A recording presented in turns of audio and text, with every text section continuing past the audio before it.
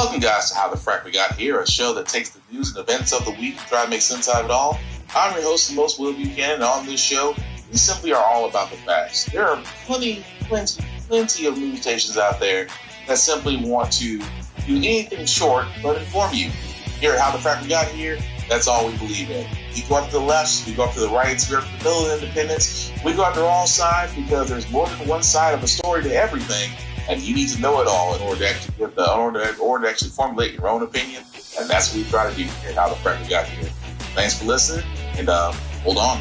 It's going to be fun. Welcome, guys, to How the Frack We Got Here, a show that takes the news and events of the week and try to make sense out of it all. I'm your host, the most Will Buchanan, and on this show, we simply are all about the facts. There are plenty of news stations out there that simply want to do anything short but inform you. Here at How the Frack We Got Here, that's all we believe in. We go after the lefts, we go after the rights, we go after the middle of independence, we go after all sides because there's more than one side of a story to everything, and you need to know it all in order to actually formulate your own opinion. And that's what we try to do here at How the Frack We Got Here. Thanks for listening, and hold on. It's going to be fun. All right, guys. Today's date, May the 19th, 2021. Actually, it's not May. It's June the 19th, 2021. And this is How the Frack We Got Here. And apparently I've lost my ever-loving mind because I thought it was June. It's actually May. So that tells you that out the bat that I am working on an empty stomach. So I apologize. It is May 19th, 2021. And thank you for watching this thus far.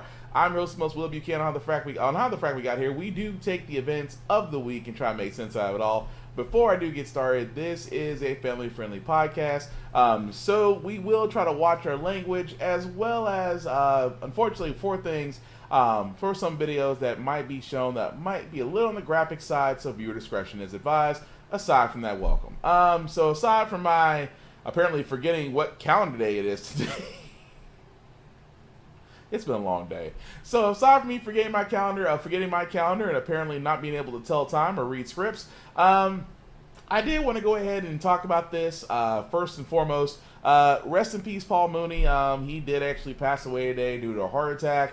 Arguably one of the greatest comics of all time. He did write for Richard Pryor, and wrote for many other great comics. And, of course, his comedy career has spanned nearly half a century of things that he's done, things that we can quote. I mean, go down the list. The guy is definitely a legend in his own right, so definitely peace and condolences out to his family. With that being said, guys, let's go ahead and go to the Supreme Court, because I hate to say I was the boy who cried wolf, but I sat there and told you. This was going to happen, and I am not surprised by this. Those 50 years, ever since deciding Roe v. Wade in 1973, the Supreme Court has said that states cannot ban abortion before the fetus is viable, and that's generally considered to be about 23 weeks into the pregnancy. And under a consistent line of rulings since then, the court has said that states can impose restrictions on access to abortion services, but only if they don't create an undue burden on the abortion right. That's why the federal judge who first blocked the Mississippi law, Carlton Reeves, said this in his ruling. The state chose to pass a law it knew was unconstitutional to endorse a decades-long campaign fueled by national interest groups to ask the Supreme Court to overturn Roe v. Wade. So now the court has agreed to take another look at that very issue, the core of Roe. And as you noted, the Mississippi law would ban nearly all abortions after 15 weeks. So the question is, can the states ban abortion before viability without violating the Constitution?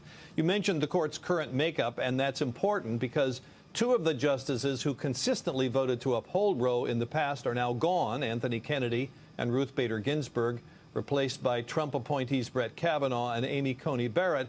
And this will be Justice Barrett's first abortion case as a Supreme Court justice, and abortion opponents are hoping that she'll help give them the majority they need. This court, by the way, will hear the case next term in the fall, with a decision about a year from now, Shep. I told you. I sat there and I told you this was going to happen.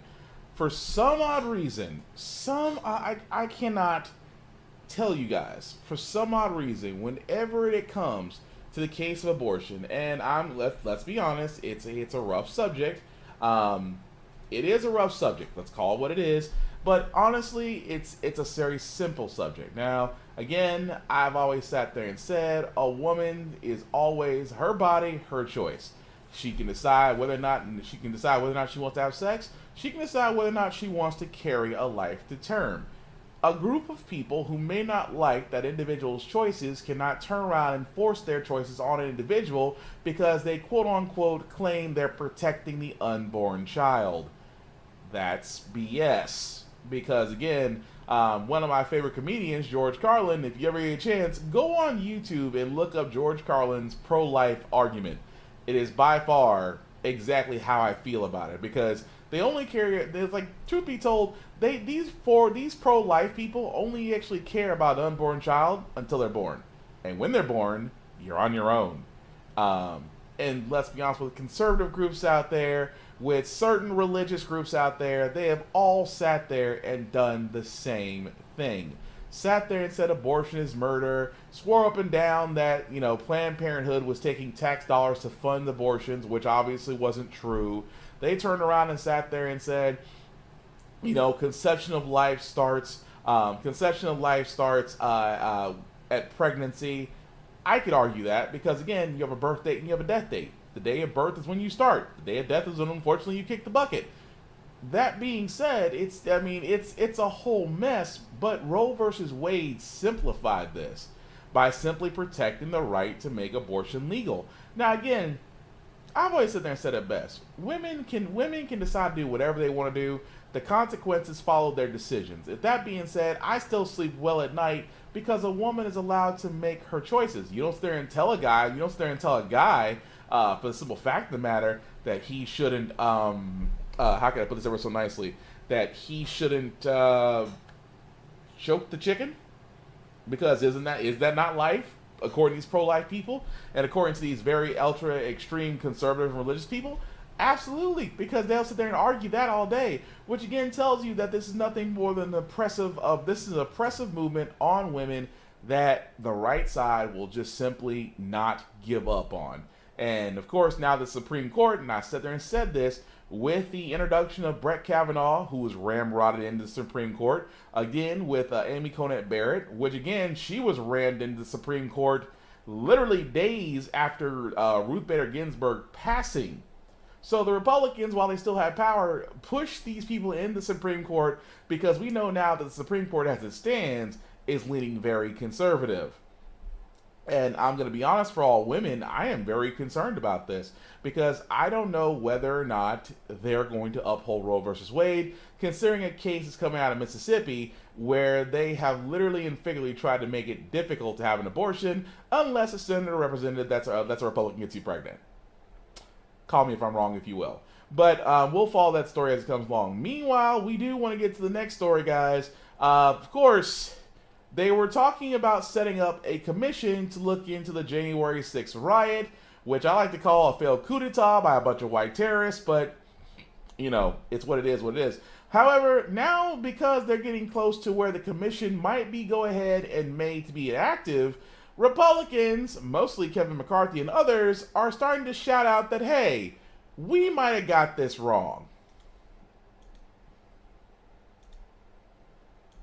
Kevin McCarthy just announced he will not support a 9/11 style commission to study the Capitol insurrection or investigate it. He wrote, quote, "Given the political misdirections that have marred this process, given the now duplicative and potentially counterproductive nature of this effort, and given the Speaker's short-sighted scope that does not examine interrelated forms of political violence in America, I cannot support this legislation." Legislation, by the way, that was negotiated by a Republican, John Katko of New York. Back with us again, Gloria Borger. So, Gloria, there you have it. McCarthy's against it.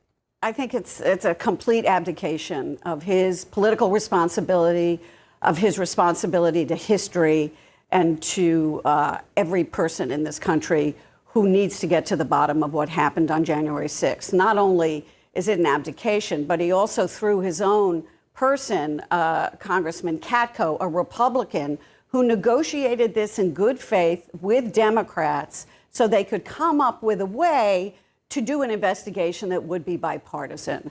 And in saying he doesn't support it, he's saying to Republicans, okay, go out and say whatever you want about it. And we know that just last week, there were Republicans who were out there saying that the insurrection was effectively a walk in the park by a bunch of tourists. It gives them permission to keep telling these lies.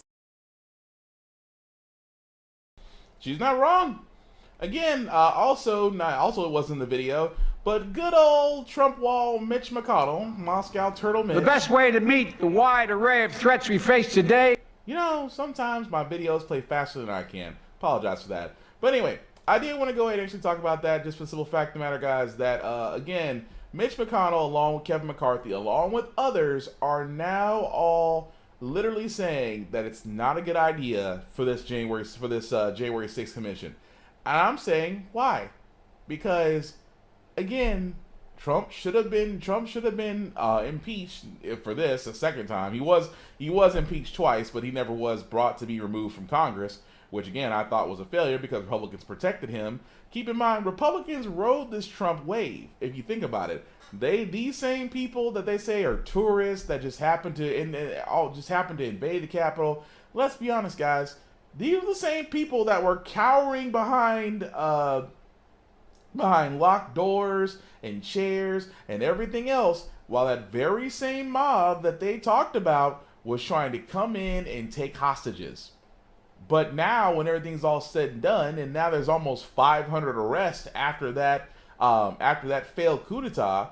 Because keep in mind, Trump wanted that to happen because they were counting the electoral college votes. So he wanted that to happen.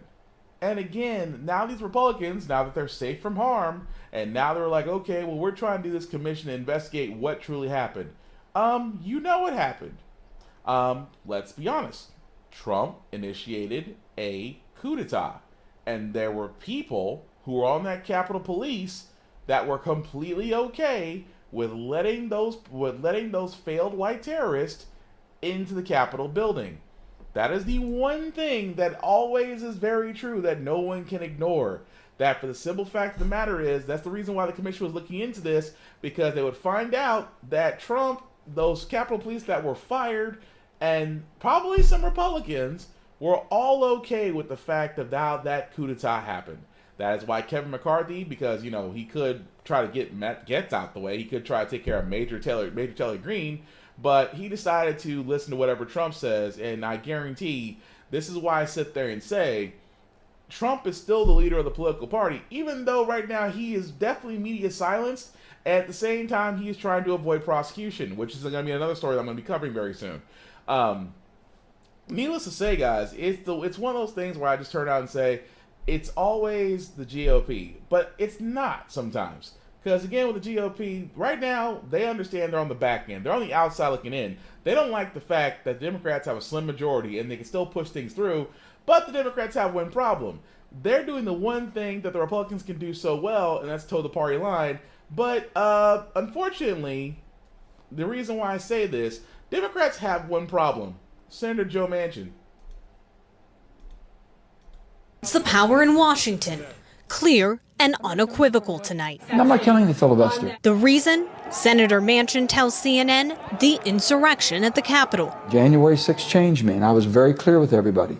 I never thought in my life, I never read in history books to where our form of government had been attacked at our seat of government, which is Washington, D.C., at our capital, by our own people. Now, the British did it, but not Americans. So something told me, wait a minute, pause, hit the pause button, something's wrong.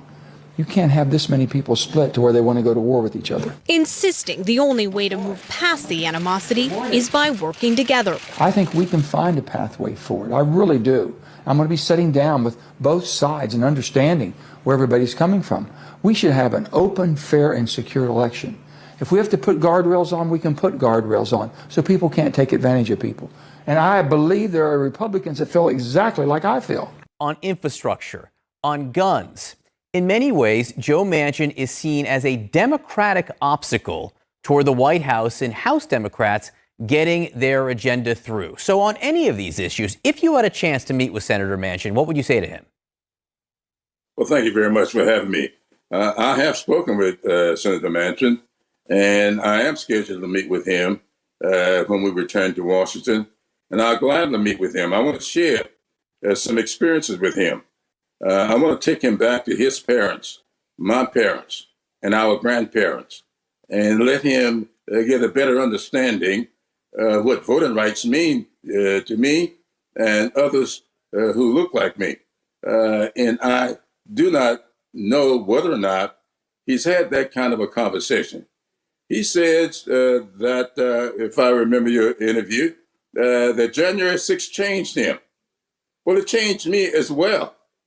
And I want to remind him of what some of those insurrectionists were saying to those African-American law officers who were out there. One man talking about how many times he was called the N-word. I want to know, how does that man compromise in such a situation? So let's call it what it is. I may not like James Clyburn, but he does bring up a kind of a good point about, again, Joe Manchin. Now, guys, if you follow my podcast, you know that I've talked about Joe Manchin a lot. He is, unfortunately, the Republicans' greatest gift right now.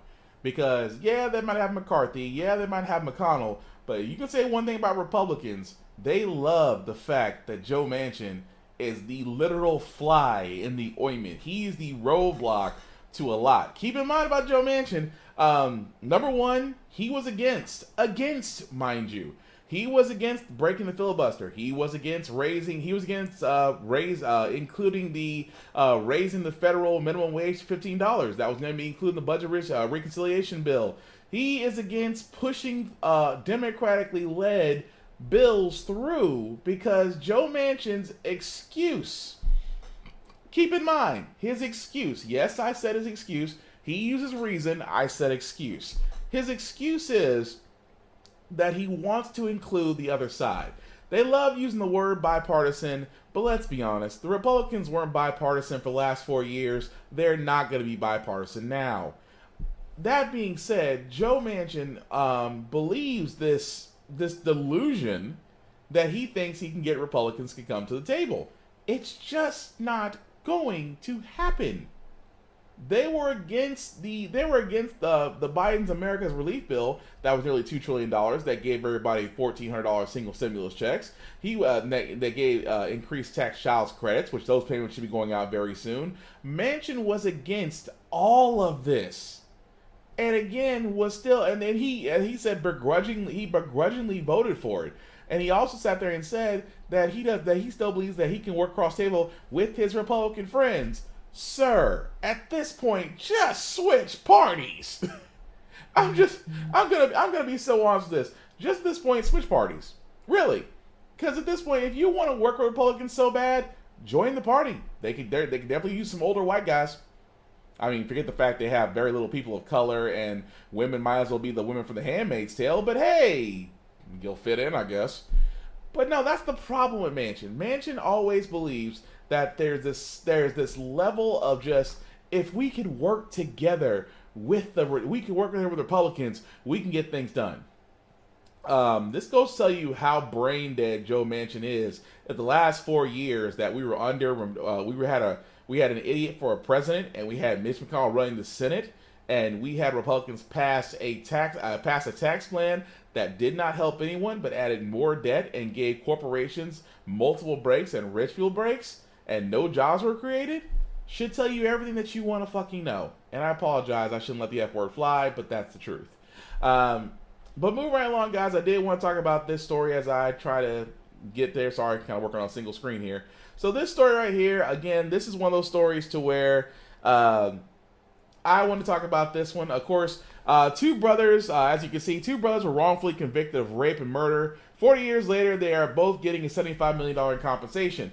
They are awarding this to two brothers out of North Carolina, Leon Brown and Henry McCollum, who were arrested back in 1983 and spent nearly 31 years in prison before they were exonerated in 2014 due to DNA evidence. What actually wound up happening was they were accused of raping an 11-year-old girl, but at the time, because of their mental acuity and their age, they were coerced into basically confessing to the rape.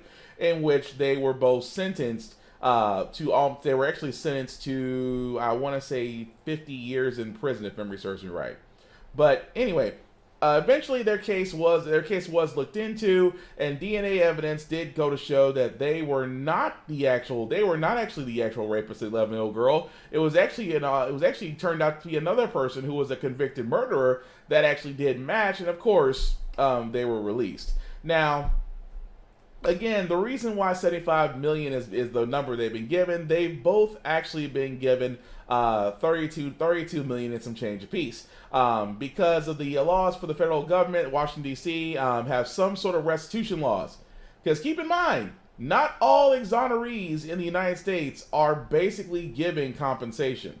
So that's one thing that I want to sit there and point out about these stories. Because, again, I am happy that those guys did get released for something that they did not do. I am happy that they were at least able to get some compensation.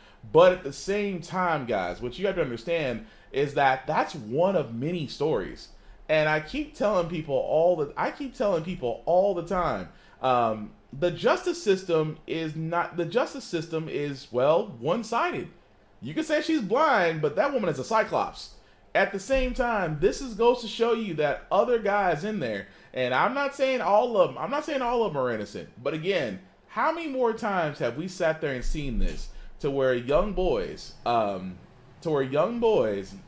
men were arrested by the police, tried to coerce them into a confession for something they didn't do, only to be exonerated years later because no matter what you say, no amount of money in the world gets you back time. I mean, think about it. They were just 15 and 16 years old and 31 years of their life gone. Could you imagine that? 31 years of your life gone for something that you did not do. She's colorblind. You're right, Vaughn. You're exactly right. Oh, hey, Doug, what's going on? You're exactly right, Vaughn. She's colorblind. Because you wonder why people are sitting there saying the justice system needs to be thrown out. You wonder why people say, well, that's why they make rules for them and laws for us. That's the reason why people say this. Even more so that, again, that's the reason why a lot of states need to have certain laws, have these laws set up to where, yes, there needs to be a rechecking of crimes. There needs to be a rechecking of the sentences. We need to make sure that unless there's overwhelming evidence to prove that this person actually did it, that it needs to be done. But again, when it comes to black folks, yeah, let's be honest, they don't want to do any of that because, again, it just goes to show you they don't really care about us.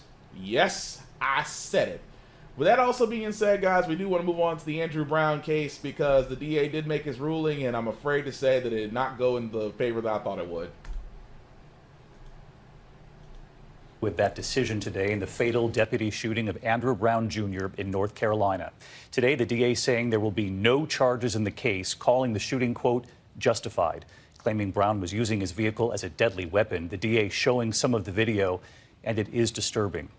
We had already reported here on the surveillance video showing the heavily armed deputies riding in a truck, arriving at Brown's home, jumping out with weapons drawn.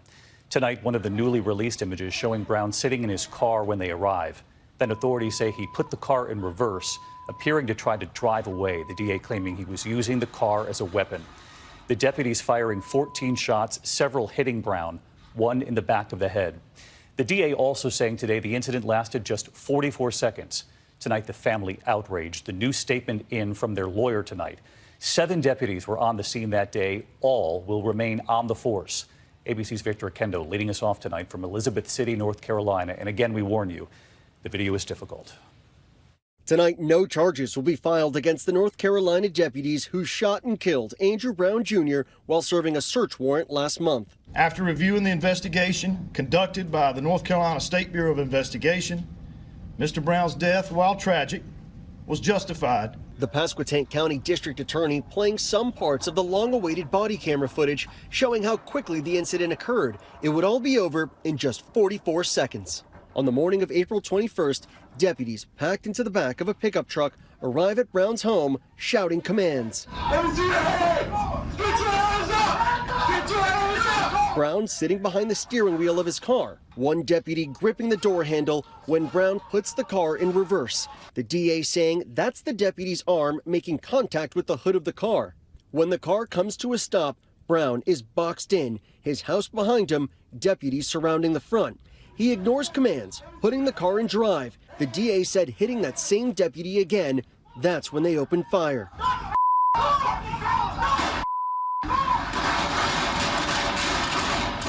Brown driving through an open lot as officers continue shooting. When the deputies catch up, Brown had crashed into a tree. They call for help. Brown's death certificate stating he died within minutes of a penetrating gunshot wound of the head. The DA concluding his investigation today, saying that while he believes Brown was attempting to flee the scene, he used his car as a deadly weapon and that the deputy's use of force was necessary. When you employ a car in a manner that puts officers' lives in danger, that is a threat. And I don't care what direction you're going. It's been nearly a month now since Brown's death sparked days of peaceful protest and demands for transparency. No justice! No peace! Brown's family watched about 20 minutes of the same videos, calling what they saw an execution. There's no way that this could be justified. There's no way possible. Tonight, attorneys for the Brown family releasing a statement calling the DA's declaration an insult and a slap in the face. Victor Kendo with us tonight from Elizabeth City, North Carolina. And Victor, we know 7 deputies were on the scene, 3 fired their weapons, and the sheriff weighing in tonight? David, the sheriff saying that those 3 deputies involved will keep their jobs, that no laws were broken, but they will be disciplined and retrained. We still haven't seen all the body cam video, but the sheriff also says that he plans to petition a judge to get them released as soon as possible.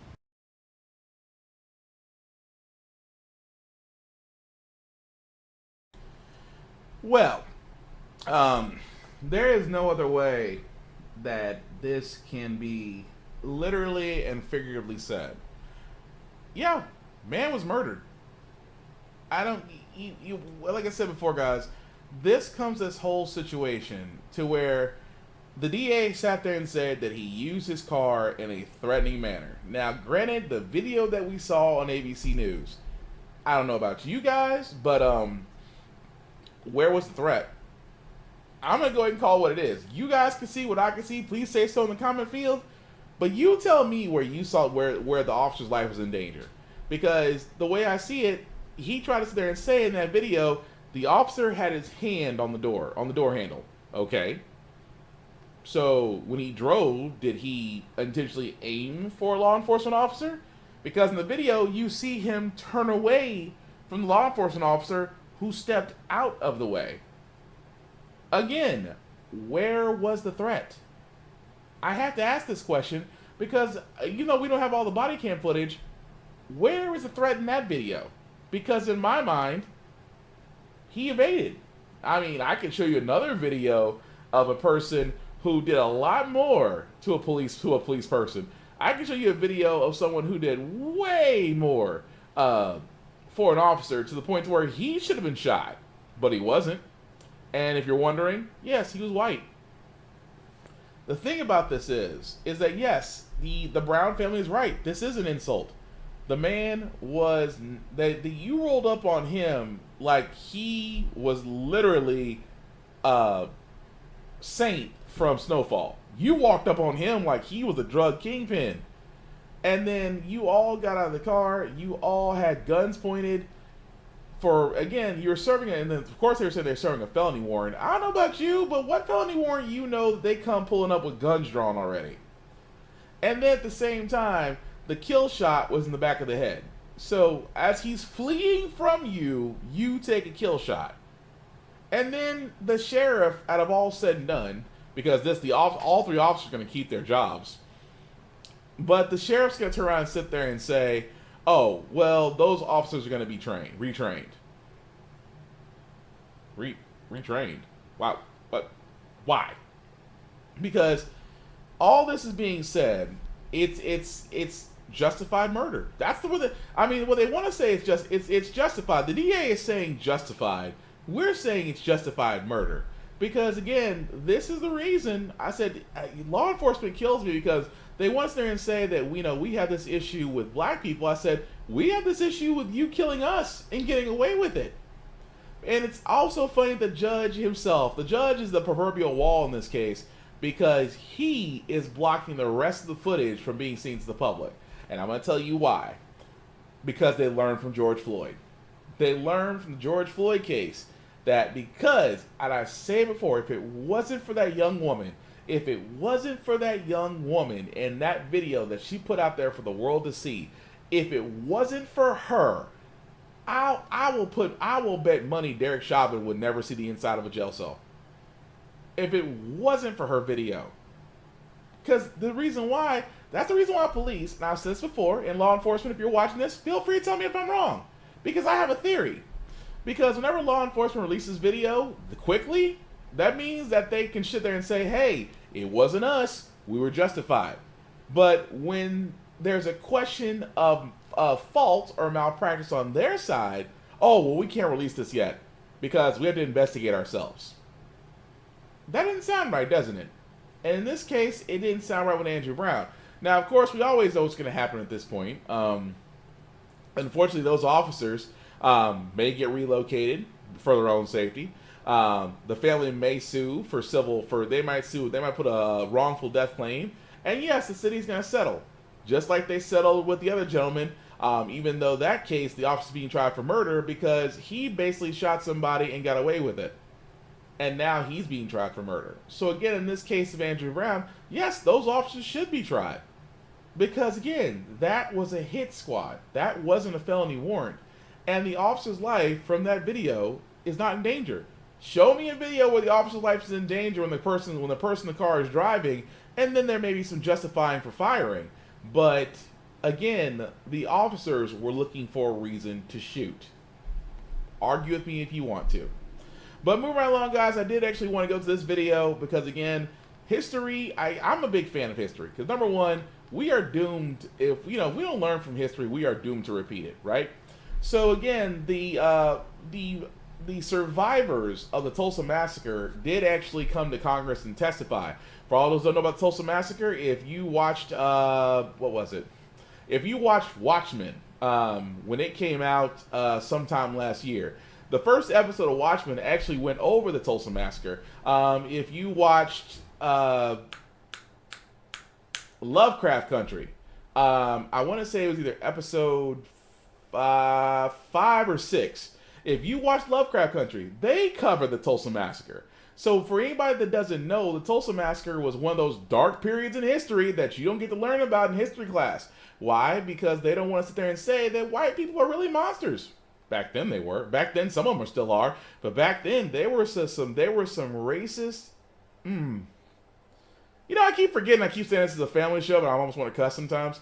But needless to say, racial tensions back then, especially in a booming town like Tulsa, because Tulsa was a black town. I mean, black churches, black businesses, black communities, where it was a thriving community, and a racist white mob decided to go ahead and not only burn it to the ground, but bomb it from the air. It was really, like I said, one of the darkest times in U.S. history that, you know, certain schools want to gloss over. Like, we don't want to talk about this part when they really should. But there are some survivors from that Tulsa Massacre, and they were actually in Congress to tell their story.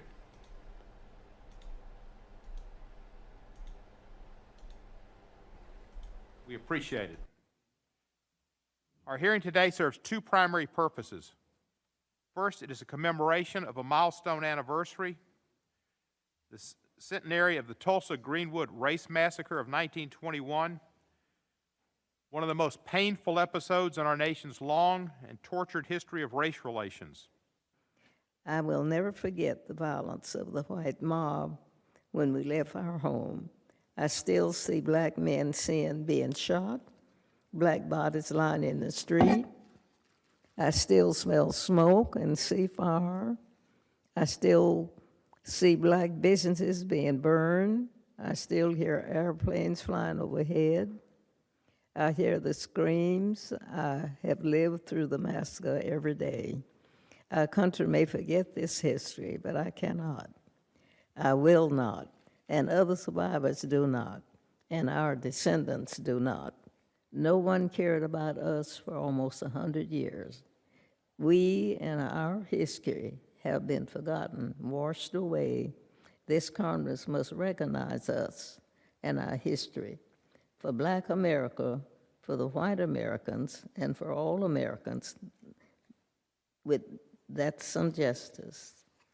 We aren't just black and white pictures on a screen. We are flesh and blood. I was there when it happened. I'm still here. We are not asking for his hands out. All we are asking for is for a chance to be treated like a first-class citizen. I want to say that I appreciate being here, and I hope we all will work together. We are one. We are one. I remember running outside of our house. I just passed dead bodies. It wasn't a pretty sight. I still see it today in my mind 100 years later. No, we have waited too long, and I am tired. We are tired. I am asking you today to give us some peace. For some peace. Please give me, my family, and my community some justice. Thank you. I know my colleagues on the panel and those who are watching will be affected by your testimony. Thank you so much. The subcommittee knows and thanks you for your strength and perseverance in telling these stories for the record and for future generations.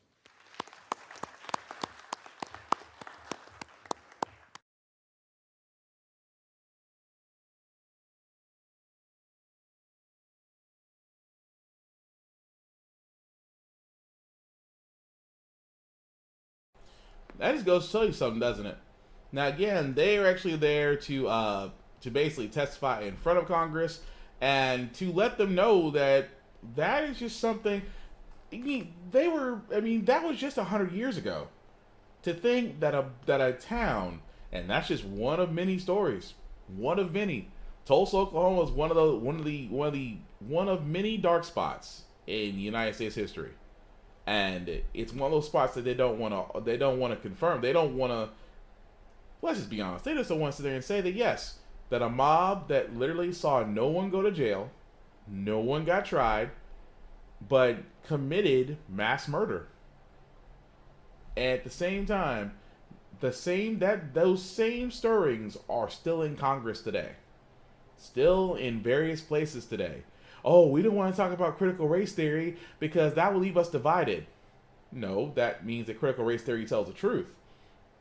Just like I sit there and say, they wanted to erase slavery and call it slaves were happy to be in the United States, or indentured servants, which is what the phrase they wanted to hang on to, was to whitewash everything. And I kid you not, that's what they tried to do. And again, hearing that testimony, and you can hear that pain in their voice, you can hear the fact that they, even though 100 years later, they are still living it. And I can't even fathom going or surviving something through that, and then to this day, there's still not justice. Still, to this day, there's still not justice. To this day, there's still not everything else. And that's what's kind of ticking me off about another story that we're going to get to very soon. But I did want to get to this story in Chicago, which again, this goes to show you that if you don't think people are being screwed over and the reason why our infrastructure bill needs to be passed, this is one of them. Story. Now it's 2 years of mind-blowing billing gaffes by the city, a pattern of bad practices. We've long known they didn't care, but we didn't know how much they didn't care until this story. They had no interest in Beatrice Ritchie's bad bill, and shame on them for that. Beatrice Ritchie spent 48 years as Mrs. Ritchie, a special education teacher. I was good at what I did. Dedicating her life to Chicago's most vulnerable. I'm trying to remember when did I Now she's one of the vulnerable. start. Wow, I have to stop you.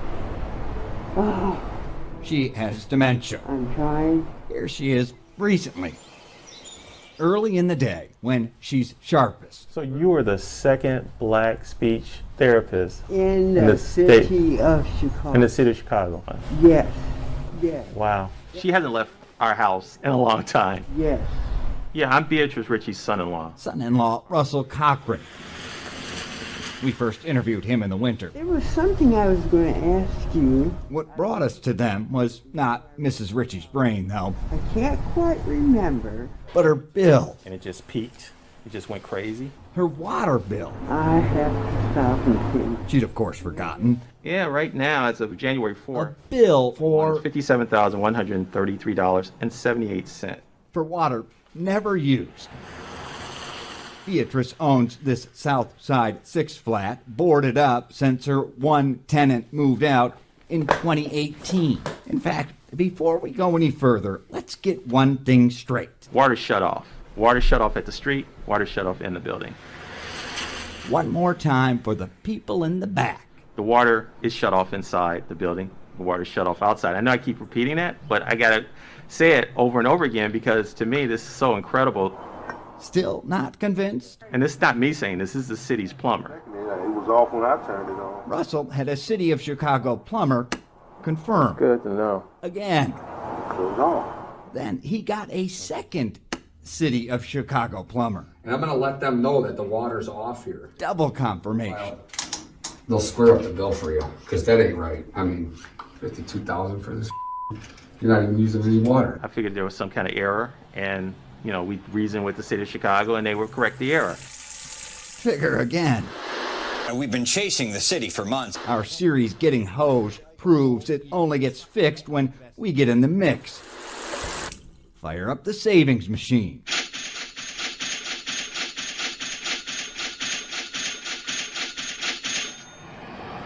Despite that, the water folks he talked to said, They said our system's infallible. Infallible. They said that word, like without flaw. The systems are not speaking to one another. Alderman Gilbert Villegas. And we have to address that issue. He once put City Hall on blast on Twitter over water issues. He's now looking into the city's fallible billing processes. City council members appear to be taking note of our years of exposing. Oftentimes, our offices are left scratching our heads saying, Alderman Carlos Ramirez Rosa really heartbreaking to and Alderman Daniel Laspada co-sponsored the recently introduced Water for All ordinance. The ordinance follows the United Nations residential standard, where you can't pay more than 3% of your income on water. Chicago's a long way from that. 180,000 unmetered accounts bills are still based on guesstimates. Yeah, they... Mrs. Ritchie's got to pay for water. It was off when I turned it on. Turned off. Chicago's frankly a long way from not lying about the issue. the water department says, oh, it's most likely because of a leak. They get a plumber, and the plumber says, no, I can't find a leak here. Precisely what the city's claiming in Mrs. Ritchie's case. $52,000 for this. A leak. You're not even using any water. Like I said, unbelievable. The real leaker, the city. Its ancient infrastructure has leaked more than 67 billion gallons since 2016. That's nearly $270 million by city water rates. And who picks up the tab? You do. It's one of so many tentacles of the Getting Hosed tango.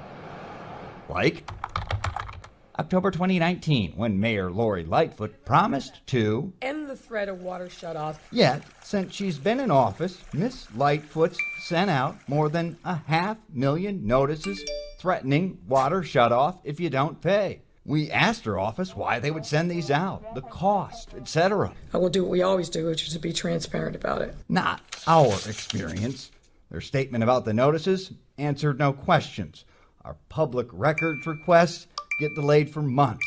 And when we do get them, critical information looks like this. They want $57,000 for water.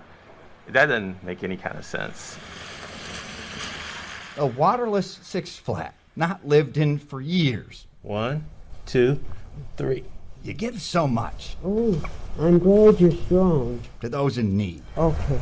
Then you become in need. Mm-hmm. The advocate. Ready? Needs advocating. Heck, it's maybe best the former CPS special education teacher doesn't know by whom she's getting hosed.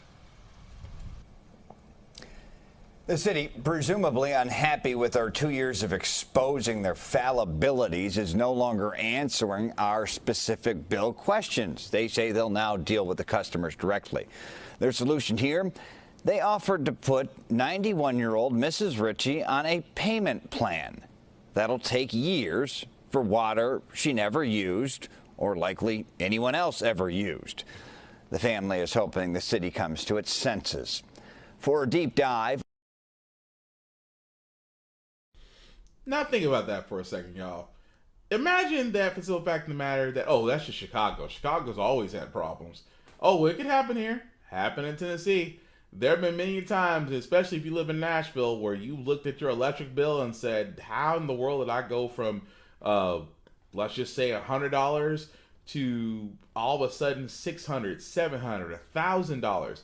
Imagine the people in Texas that just came off a freaking winter storm not too long ago.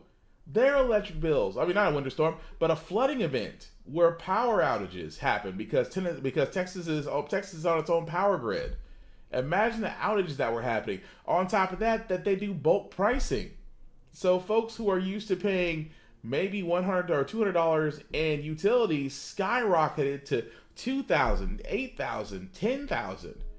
Again, this is just, even though this is a story in Chicago, this just goes to show you guys that a lot of our utilities and how the things are handled should tell you, this should shine a bright ass light on things that need to be taken care of, things that need to be handled, things that need to have answers for.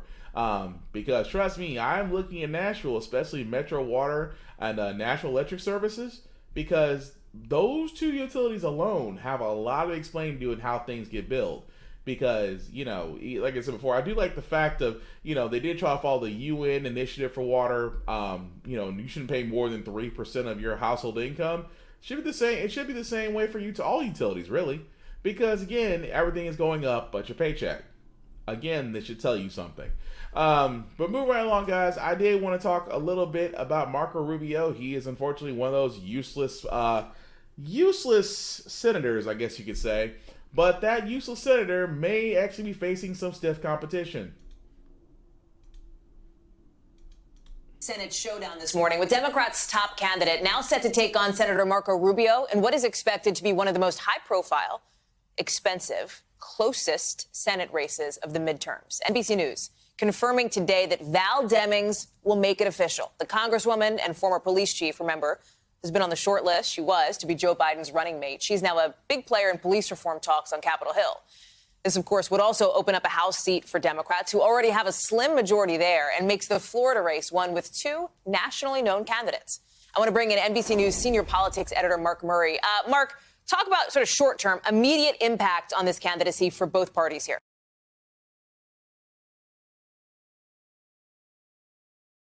I'm just going to stop it there just because it goes into other stuff that nobody really cares about. But yes, a black former police chief is going to run against Marco Rubio. As I said before, those midterms are just next year, people. Those midterms are just next year. Which goes to show you that it again, not only the fact of it's going to be crucial for the Democrats because they still have a slim majority. You have a slim majority in the House of Representatives. You have an even slimmer majority in the House and Senate with Vice President Kamala Harris being the tiebreaker. Every vote is going to count again. So trust and believe sometime next year you will get bombarded to vote. I hope it is my intention that everybody does vote. But definitely be aware because Republicans mostly are trying to move the goalposts. They are trying to make it harder for you guys to vote. And I cannot, above all else, keep stressing it. Because the simple fact of the matter, they are simply trying to make it harder for you to vote because, not because of voter fraud, because of voter turnout. They did not like the fact that a whole bunch of people came out and voted against them, so now they're making it harder for people, specifically minorities, to vote.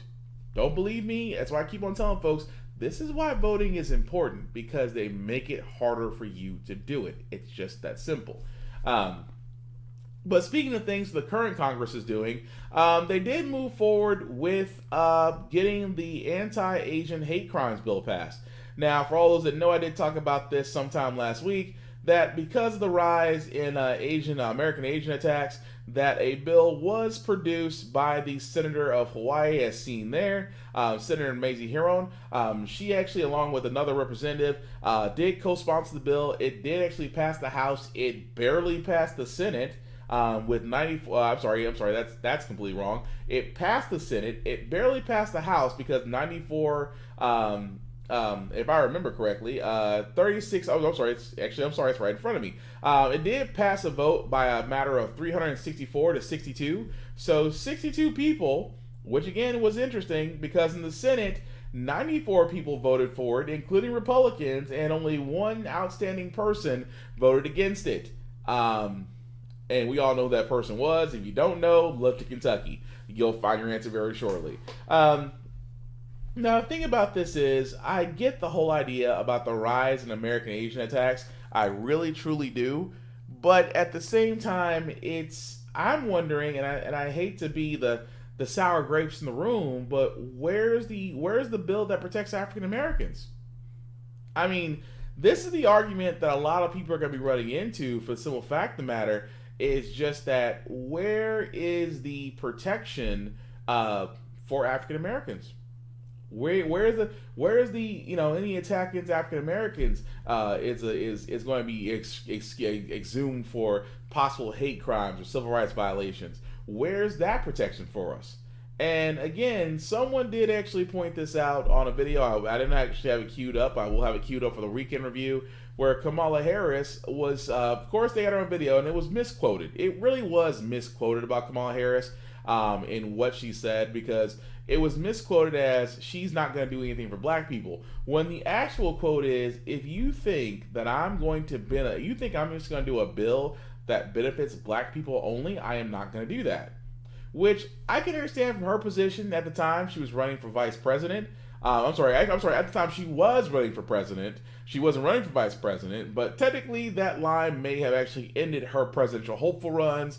But as we've seen, as history has shown, she still did all right as the nation's first Madam President, but only Madam Vice President, but also Black Madam Vice President. But again, guys, this is the whole point I'm making of just that.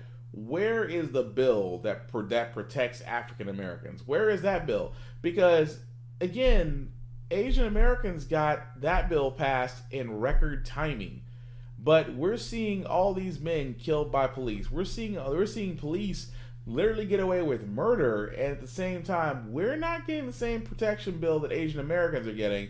And I'm not just looking at President Biden and Madam Vice President Kamala Harris. I'm looking at the Senate and I'm looking at the House of Representatives, because between the two of them, the Democrats could put together a bill similar to the anti-Asian bill, to the Asian American bill they just put in, for those same type of protections they could put in for African Americans.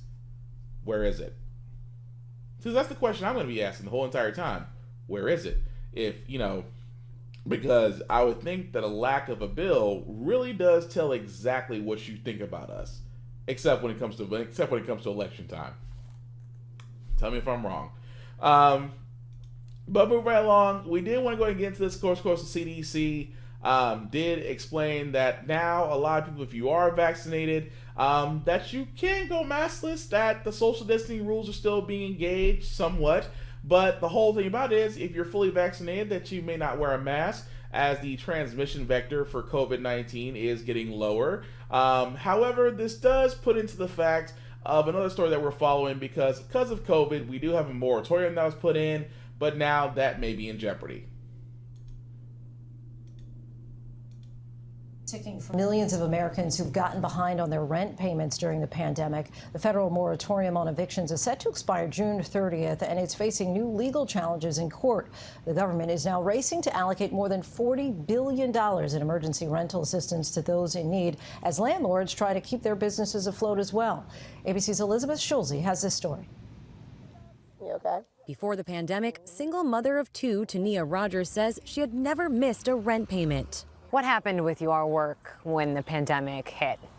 So when the pandemic hit, my job was essentially cut short, and I was told that we had to stay home as the rest of, pretty much the rest of the world. Rogers' paychecks from her job at a school in Washington, D.C. stopped coming, but the rent checks kept piling up. February is kind of when I hit real rock bottom, where I didn't have any money anymore, no reserves, no anything. So you're about $6,000 behind on rent right now. How does that feel? It doesn't feel good. I mean, I'll be real, it doesn't feel good. With her 7-year-old and 2-year-old boys still out of school, Rogers drives for Uber Eats to try to pay the bills, bringing the kids along for the ride. You have to get off your car to give the order to someone. My kids are in the car by themselves. I'm going to be looked at as being neglectful. And that's not right. You know, what other choices do I have? If I don't do Uber Eats, we don't have anything. You know, we don't have money. I can't get groceries and whatnot. I can't pay the rent. You know, the situation is already that I can't pay the rent. Rogers is one of more than 8 million Americans currently behind on rent and facing the risk of eviction. Just for comparison, it's about twice as many homeowners that lost their homes during the foreclosure crisis. Twice as many homeowners who actually did lose their homes during the financial crisis are now facing the threat of eviction today. That's right. A federal moratorium on evictions has kept millions of Americans in their homes during the pandemic. It was first passed last spring as part of the CARES Act and was extended by the CDC until June 30th. The eviction moratoriums that have been in place, that's allowed people some security, but it's also some uncertainty because it's had to be extended so many times. Earlier this month, a federal judge ruled that the CDC had exceeded its authority and the eviction ban was unconstitutional. But after an appeal from the Biden administration, the judge said Friday the eviction freeze can temporarily stay in place. We knew from the beginning that the moratoriums were just a Band-Aid approach to being able to protect renters during the crisis. Advocates say the eviction ban has been critical for public health, keeping people in their homes and not forced into tight quarters during the pandemic. But it's not foolproof. Researchers at Princeton, tracking 5 states and 28 cities, found landlords have still filed for more than 337,000 evictions during the pandemic. Her landlord refusing to comply with the CDC and state moratorium on evictions. We had rented it to her knowing, it would be just a year rental. By November, she was behind on rent. Her landlord filed for eviction. It's been horrible. Dean Hunter is an advocate for a small landlords group in Washington, D.C. He supported the moratorium at the onset, saying tenants adversely impacted by COVID should not be evicted. But he says the ongoing ban now risks putting small landlords out of business. They're small businesses, and they should be treated as such. Do you think people forget that some of these landlords are also taking care of their own families, that they need to pay their own bills too? Yeah, there's a narrative that all landlords are multimillionaires and large corporations, but it's just not true. Investing in real estate is a small business, right? You own a rental property, you produce an income. It's been a great way to build generational wealth. Hunter says the D.C. and federal governments should steer their efforts toward the more than $40 billion in federal aid passed since December for both renters and landlords.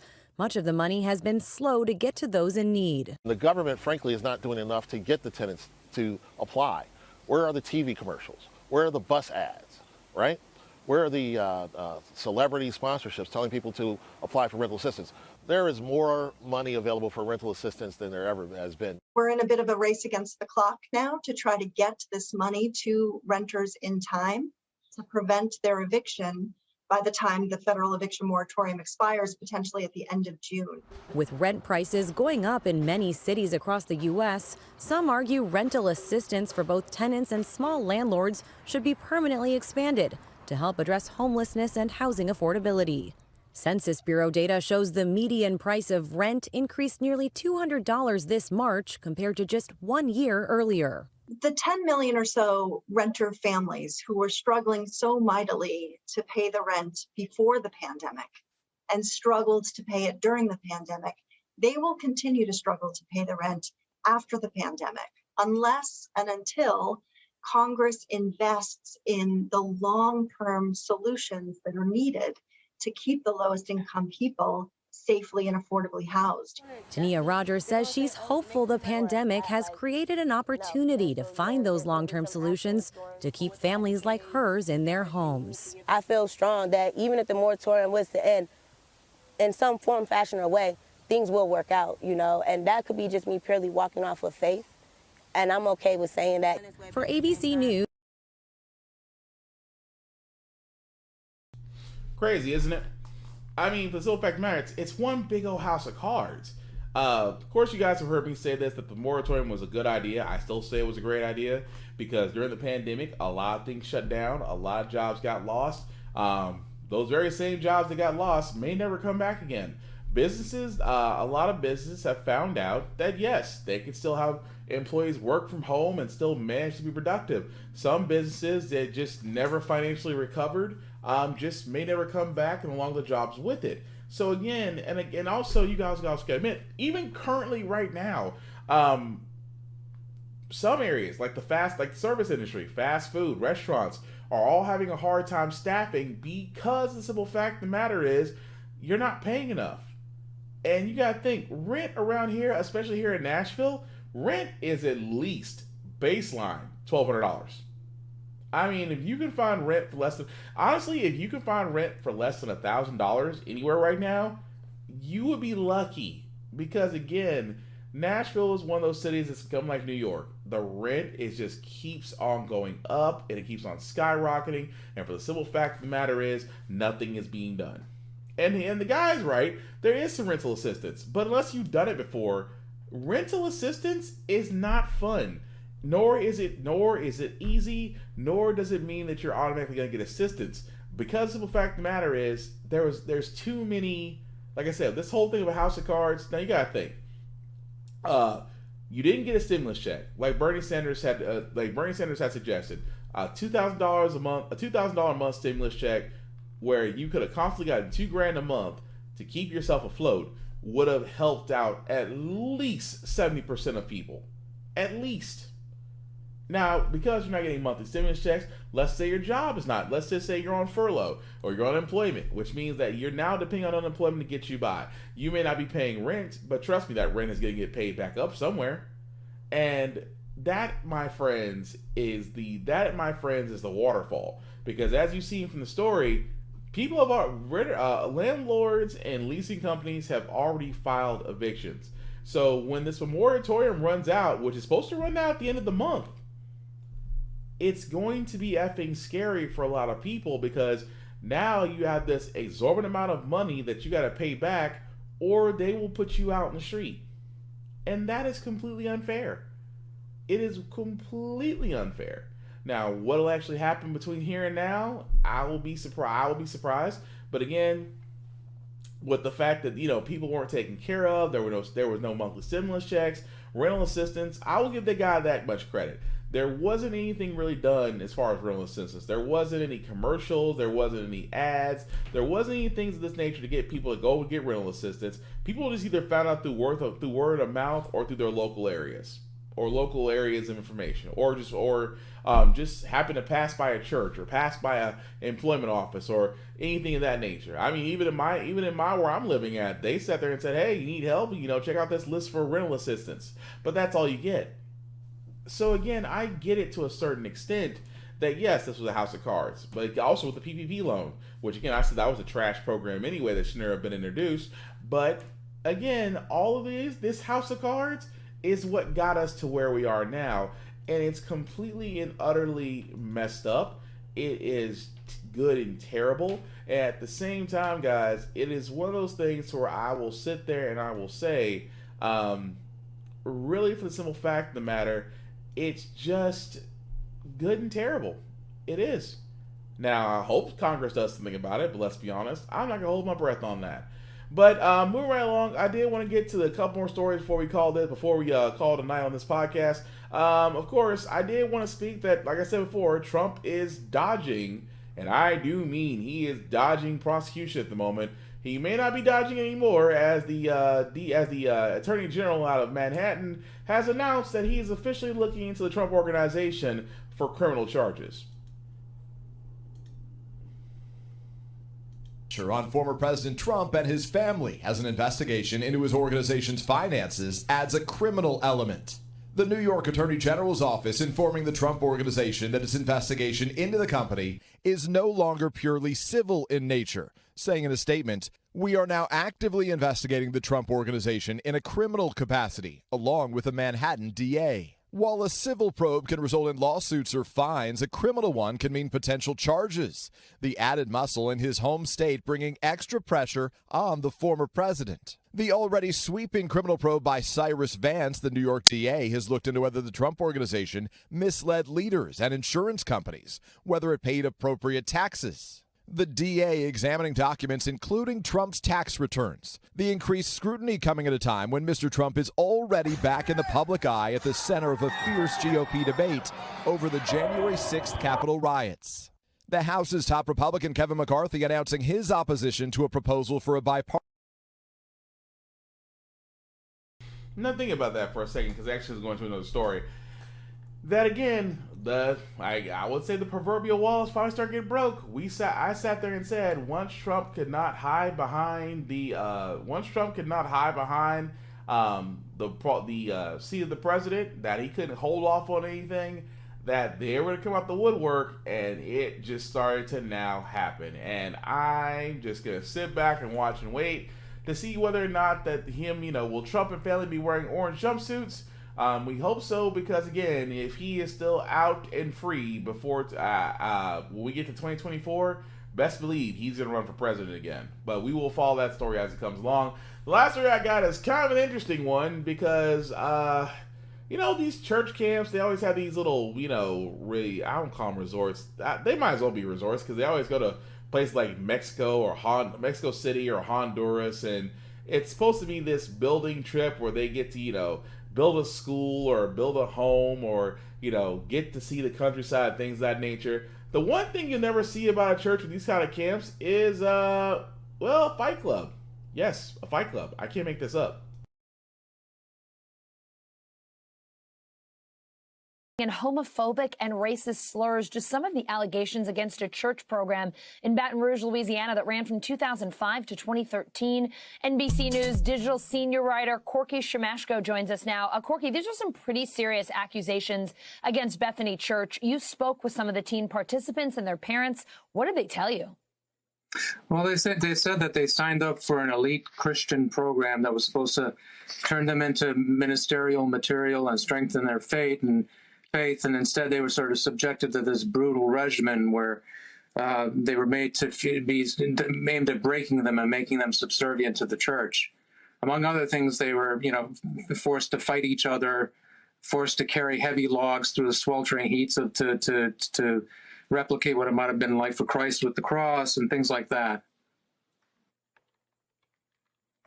What is the church saying about these accusations? Is it defending itself at all? What's its response here? It is.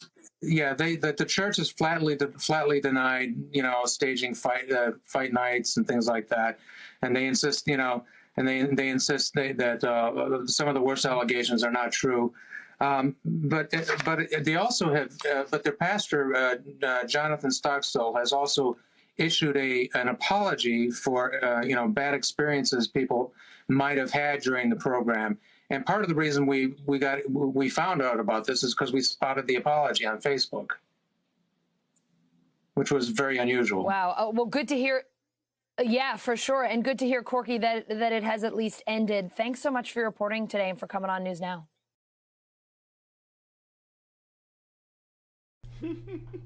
All right, so welcome to Christ Camp, and first rule of Fight Club is we don't talk about Fight Club. All right, you over there, let's get it on.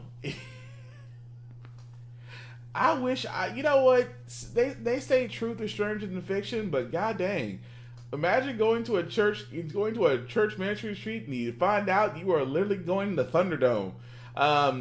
There's just nothing else I could say about that. It's just that, well, it didn't happen, but you ended the camp, and because you said, you know, because of past issues, y'all decided to end the camp in 2013. Okay. I mean, there's a lot of smoke around that. There's a lot of smoke around that fire. But again, fight clubs, worker camps. I'm not gonna call it what I see it, but let's be honest. I never imagined a whole group of teenagers picking up a log. Okay, kids, let's go ahead and be Jesus going to the cross. We're gonna pick up our crosses and we're gonna walk over there, and then don't mind the nails. They're just there for show. I'm just. You can't make this up. I'll be honest with you. Stories like that, I'm not surprised about the extreme camps that used to probably still do exist. They probably just don't talk about them. Like the First World Fight Club. But anyway, but that's really going to do it for us, guys. We're going to go get to our Feel Good News segment, because like we usually do in How the Frack got here, we do cover a lot of things that are sometimes doom and gloom, sometimes, a little hard to digest. And I know this is the middle of the week. Tomorrow's Friday Eve or Thursday, but we need something to get through. We need to, give us a little pep in our step, make us restore our faith in humanity a little bit. And this 3-year-old, he did restore my faith in humanity when I heard him sing. Check it out. Mornings at Bates Elementary School begin with announcements. Good morning, students and staff. Please followed by the national anthem. Oh, but this isn't a recording. On this day, it's being sung live by third grader DeCorey Johnson. For the ramparts we walk. Where did you learn to sing like that? Where'd you get that voice? On my dad's side, when I was 3 years old, me and him used to harmonize. DeCorey's rendition of the Star-Spangled Banner went viral. The response coming as no surprise to DeCorey's parents. I just thank God every day, every time I hear that voice. Well, I'm no singer, but did you know that when I was in school, I did the morning announcements for a while? You did? I did. I was the guy that did the announcements, but we didn't have a singer. We could have used someone like you. Thank God I wasn't born back then. Thank God. DeCorey hopes to use his big voice for even bigger plans. In the home of the brave.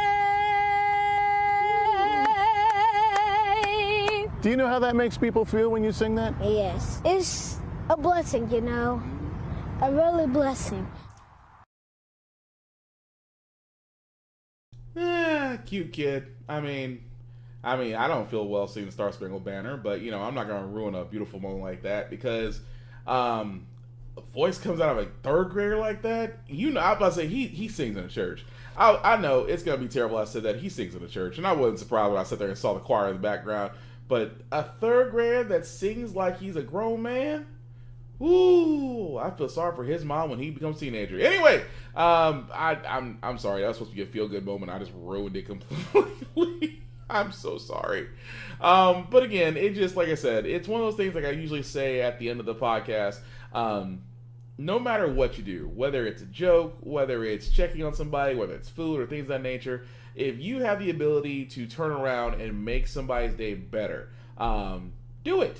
The world could use more of that. And that third grader who can definitely sing, like Jennifer, he can sing, and I can't be mad about that. He definitely does bring joy, and like I said, I can't knock a kid for that, for just simply having that mindset. But really, guys, that's all that we got for tonight. So I do thank everybody that watched, that poked their head in, that shared this podcast. I certainly cannot say thank you enough from the bottom of my heart. Before I do get out of here, I did do some shameless plugging. I did want to say my boy Vaughn, who was also in here earlier, to definitely let him know that he is back up and running. Big VZA down on Facebook. As he did do earlier this week at VST, which is a news podcast that news can be music, video games, or trailers he loves to show. He actually did do a RAF yesterday, day before yesterday. What is RAF? It's like America's Funniest Home Videos, except from World Star. So it's definitely for the grown adult, not to bring your kids. But definitely check him out, Big VZA on Facebook, as he will let you know when he'll be doing his next podcast. of course, I still have my travel page, guys, and I will have to stay and say that we do have to do a countdown on this for Uncle Obie's Travels and Adventures, just because I am getting a lot of people coming to me and booking travel as the world is starting to open up a little bit. I thank you for that. But we are going to start to do a reduction on the referral fee. Just because, simple fact of the matter, guys, is that it's been great that I had the referral fee. It's actually brought a lot of people to me, but it will be ending at the end of this month. So if you do have to have travel, or you know somebody that travels, whether it's in-state, across states, or across the pond international, let me be that travel concierge for you to get you where you want to go. Simply reach out to me, William Buchanan, on Facebook, or Uncle Obie's Travels, Adventure, and More on Facebook. And again, guys, the travel referral, the referral fee that I usually give out, it will be ending at the end of this week. So you have until the rest of May to get that on in to see about getting $100, because trust me, I've doled out quite a bit of money to people who have sent people my way, because I always want to thank them and pay it forward. Now, with that being said, guys, the link at the bottom, if you copy and paste that into your browser, will take you to my link tree that will have all my groups on Facebook or YouTube for all my podcasts, How the Frack We Got Here, The Off Limits Podcast, and Get Bit. Of course, my podcast scheduling hasn't changed. Of course, every Wednesday from 8:30 to 10 is the How the Frack We Got Here midweek edition you're currently watching right now. This Friday between 8:30 to 10 p.m. will be Get Bit, my video game, anime, super television, movie podcast, in which we will go over the news of the week. It seems that DC has let out quite an amount of information that we're definitely going to go over, and of course the CW shows of the week, we're definitely going to go over that, and of course the new G.I. Joe trailer for Snake Eyes origin story movie also has come out as well, but we'll go over that on Friday. Come Saturday morning, 10 a.m. to noon, is the weekend edition of How the Frack We Got Here, followed by a little bit later on that night between 8:30 to 10 p.m. is the very adult, very grown Off Limits podcast, where nothing is off limits. And trust me, I will have a topic that night that again will be only for the grown, and it'll be for grown folks only, but also be thought-provoking. So hope to see you guys all there. Please definitely take that link at the bottom of the screen. I do mean that link at the bottom of the screen. If I could, there we go. Link at the bottom of the screen, like I said. Copy and paste that, like, share, and subscribe, because again, these are the platforms that I hope to grow into bigger and better things. I'm trying to get up to that Joe Rogan money, except without the white privilege. I'll take the $100 million from Spotify, but you can just leave the white privilege. Yeah, Spotify might not like after I said that. But with that being said, guys, before I do get out of here, like I said before, COVID-19 is still real. Please mask up. Still, well, you know what?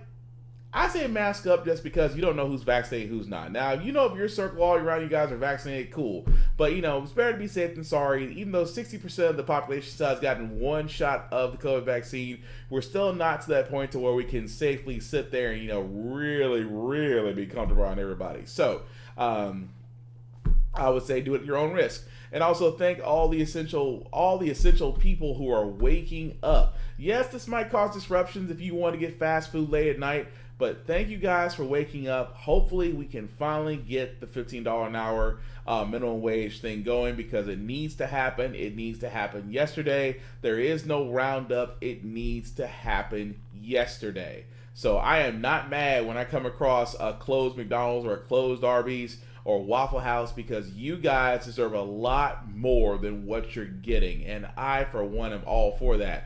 And if it means that I gotta start cooking my meals at home if it means I gotta start cooking my meals at home at night, cool. Because again, I'm all for people getting paid to survive, not getting paid crappy jobs because they're available. So I will always back that. And as long as grocery stores open during the day, I got no problem cooking my own food at home, as I do have back there right now. So, with that being said, guys, the last thing I'll say about How the Frack We Got Here is all about staying informed. We are not out here to change minds or persuade you. We are simply out here doing what the news stations of old used to do, which is basically give you all the information, allow you to make up your mind for yourself. Because we do a lot better as a society when we're informed. When we're uninformed, we get idiots like Trump.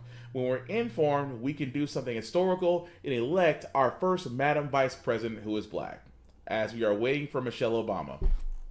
Please, Michelle, reconsider Michelle. That's all I'm saying. Reconsider Michelle and make your husband Supreme Court Justice.